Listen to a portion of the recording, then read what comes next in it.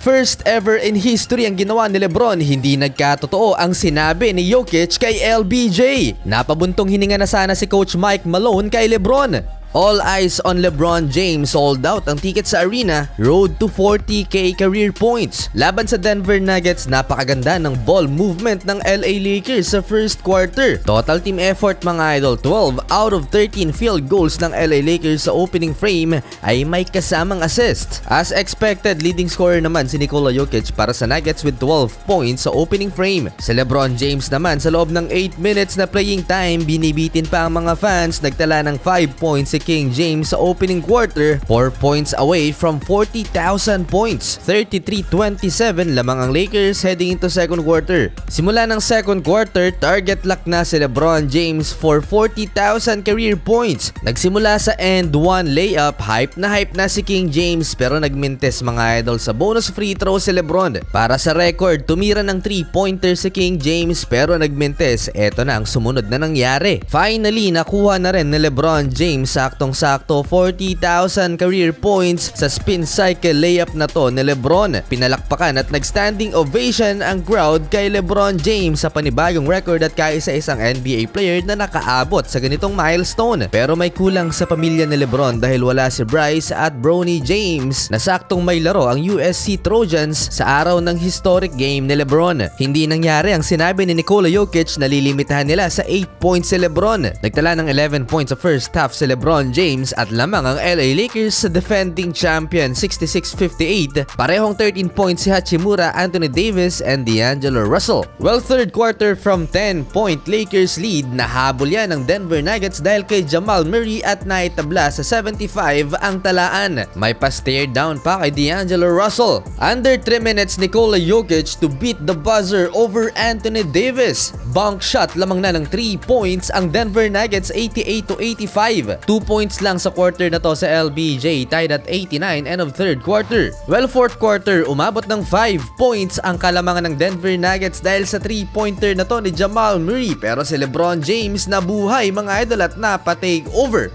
7 straight points, pailing-iling pa si LeBron na parang sinasabi, "You can't guard me." Hindi pa dyan natatapos dahil nagdagdag pa ng almost logo 3-pointer si LeBron at napatawag na ng timeout si Coach Mike Malone na parang kinakabahan ng mapa-take over sa LBJ. Halfway, mas lalo pa naging intense ang laban ng ipinasok si Nikola Jokic. Sagutan na sa pag-score, superstar versus superstar. Step up din si Austin Reeves with 19 points so far and LeBron James again driving reverse layup. Sinagasaan sa Aaron Gordon, sumagot naman si AG ng 3-point pull-up, 111-110. Crunch time, mukhang nagkamali si Darvin Ham na ibangko si D'Angelo Russell dahil dito lumobo ang kalamangan ng Denver Nuggets, 119-112 dahil kay Jamal Murray. Na late ipinasok si D'Lo kung saan in control ang Denver Nuggets at sa dagger alley-oop dunk na to ni Aaron Gordon ay panalo pa ng defending champion ang laban. Walk out ang crowd.